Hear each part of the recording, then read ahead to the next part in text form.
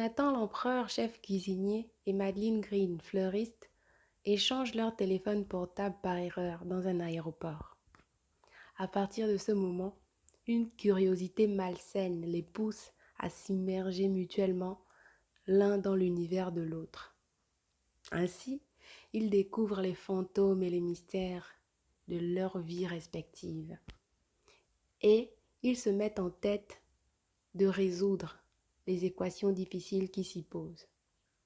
Dans un premier temps, ils ont pensé à se contacter pour récupérer leurs téléphones respectifs, mais quelque chose, une petite voix à l'intérieur d'eux, leur demande de creuser un peu plus l'histoire qu'ils ont trouvée dans le téléphone portable et de tenter de recoller les morceaux comme un puzzle avant de rendre le téléphone. Ils se sentent comme investis d'une mission, mutuellement.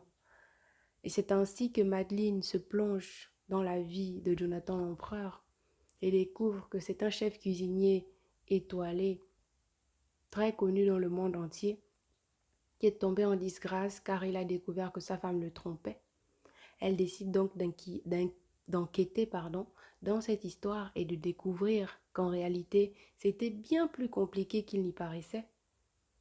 Et Jonathan l'empereur, de son côté, découvre que Madeleine Green, avant de devenir fleuriste, était enquêtrice dans la police de Londres et qu'elle avait travaillé sur sa dernière affaire était l'assassinat, la disparition, puis l'assassinat d'une jeune femme nommée Alice Dixon.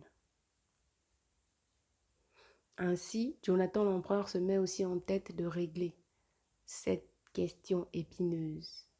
Ils mènent l'enquête, chacun de son côté, et découvrent des choses intéressantes. Ils réussissent même à résoudre les mystères derrière les téléphones, derrière ces histoires de vie.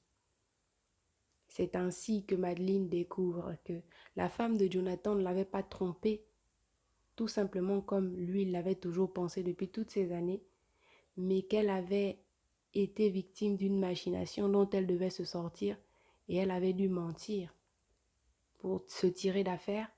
De l'autre côté, Jonathan découvre que Alice Dixon n'est non pas morte, mais cela avait été un simulacre parce que derrière, il y avait de gros noms du milieu de la drogue qui étaient mêlés à toute cette histoire et que ça dépassait clairement les compétences de la simple enquêtrice Madeleine. C'est ainsi que plus tard, ils finissent par se rencontrer et par mener l'enquête ensemble. L'enquête de Alice Dixon.